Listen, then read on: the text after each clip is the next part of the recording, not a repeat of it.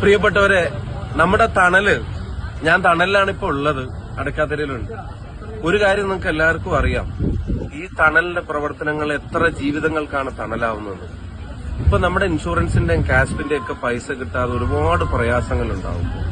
Dialysis മുടങ്ങിപ്പോകുമെന്നുള്ള ഭയത്തിൽ ഒരുപാട് സഹോദരങ്ങൾ കഴിയുമ്പോൾ ഏതാനും മാസങ്ങൾക്ക് മുമ്പ് എനിക്ക് ഓർമ്മയുണ്ട്, വടകരയിൽ വെച്ചിട്ട് തന്നെ ഒരു ഫയറ്റ് കുറച്ചുനേരം ചായ കുടിച്ച് വർത്താനം പറയാൻ തണലിന്റെ ബാനറിൽ ഒരുമിച്ച് കൂടിയപ്പോൾ അന്ന് ഏതാണ്ട് 26 ലക്ഷം രൂപ സുമനസുകൾ ആ ഫയറ്റിലേക്ക് കൊടുത്തതിന്റെ പേരിലാണ് പല ഡയാലിസിസുകളും മുടങ്ങാതെ നടന്നത്. ഇപ്പൊ ഇത് അടുത്തൊരു വർഷത്തെ കാര്യങ്ങൾക്ക് വേണ്ടി വീണ്ടും തണലിലെ സഹപ്രവർത്തകർ ഒരുമിച്ച് കൂടുകയാണ്.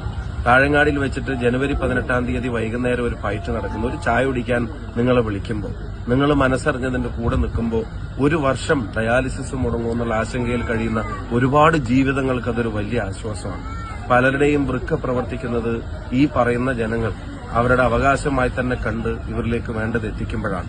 തണല് വലിയൊരു കേന്ദ്രമാണ്, തണല് വലിയൊരു തണലാണ്. നിങ്ങൾ കൂടെ ഉണ്ടാവണം. ജനുവരി 18-ാം തീയതി വൈകുന്നേരം വടകര താഴങ്ങാടി.